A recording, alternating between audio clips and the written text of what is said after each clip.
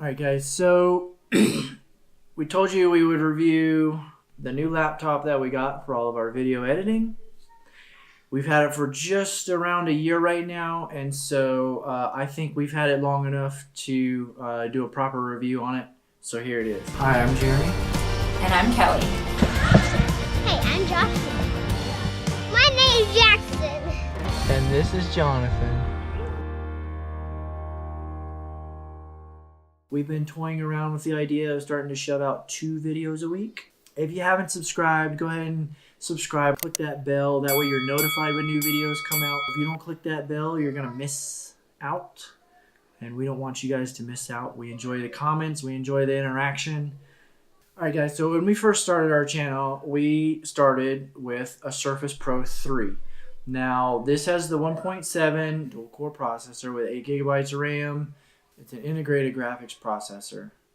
So we use this for probably a month, maybe 2, on our video editing. When we first started editing, we were using 1080p at 30 frames per second. Then we figured out our cameras and we did 1080 at 60 frames per second. Then we moved up to 1080 at 120 frames per second so we could do slow-mo during our adventure videos of biking and everything else. And then just for fun, because our cameras could, we shot 4K at 30 frames per second, and that is when we realized that this machine was not going to be good enough for our editing, because we figured we were going to go to 4K, 30 or 60 frames per second. At that time, when we started putting 4K videos at 30 frames per second on this machine and editing them in Adobe Pro CC, we figured out pretty quick the extent of the performance of this machine. It does something called thermal throttling. The machine gets so hot that it goes into save yourself mode, basically, and it'll slow everything down so much it'll start glitching. It'll turn the display off. It'll just stop functioning. It'll even go so far as to turn itself off to save itself and let it cool down, and it won't power back on until it is cooled down sufficiently below a certain threshold, and then it'll power back up, and then you can get back to video editing. Well, we decided we didn't want to have to sit in front of this machine 8 hours a day for almost 5 or 6 days a week editing a video, waiting on the machine, because that's how long it was actually taking. Let's not even talk about rendering. I've never seen it take less than 4 hours on this machine to render a video. That's a long time. And you gotta babysit the machine sometimes. You gotta, make sure there's no problems or any of that, or your rendering and exporting of your video can mess up. And we've had that happen too. Alright guys, so I just realized that Jeremy forgot to mention the settings that we render our videos in. So when we render our videos, we render our videos in full HD. We do 2 passes, and then we also render at max depth in both places that you can make that setting change.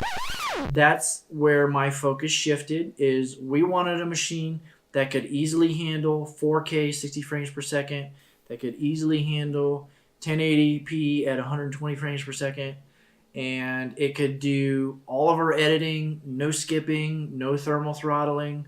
I started looking for this machine. I knew that there were certain specs that it needed to meet. Based on video editing, I wanted the maximum amount of memory that I could get, the maximum processor, the maximum memory, the maximum hard drive space, the maximum video card. I knew that I wanted all that in a machine. And we knew that it needed to be a laptop because we are still transitioning into RV living. We're still RV bound. This is the Asus Strix ROG, which is Republic of Gamers. This is a 17.3 inch screen. This is a gaming laptop. This comes with an Intel i7 7700HQ processor. This is 7th generation. This processor is a quad core, and they run at 3.8 gigahertz. This comes with 32 gigs of DDR4 memory. This is a 2 terabyte solid state drive, and this comes with the NVIDIA GeForce GTX 1080 8 gigabyte video card.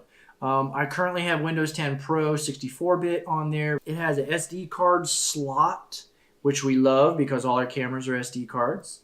Now that we're making this video, there is a new generation of the ROG laptops that are quite a bit lighter and quite a bit smaller and thinner.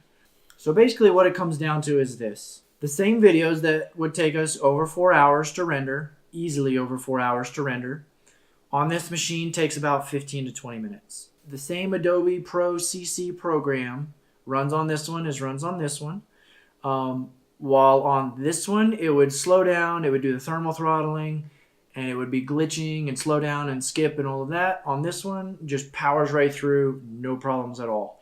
So what it comes down to is this saves us a lot of time. Because it's faster and it doesn't glitch, we don't have to spend as much time editing and sitting in front of the computer and waiting on it. We don't spend a lot of time waiting on it to render videos. With the 17.3 inch screen versus the 12 inch screen, while editing on this machine, we can have multiple videos up at the same time, all in Pro CC playing, and not have a problem at all. That's the video. If you have any questions, feel free to comment below. Because we invested in this machine, we are able to have more time to be on to the next adventure.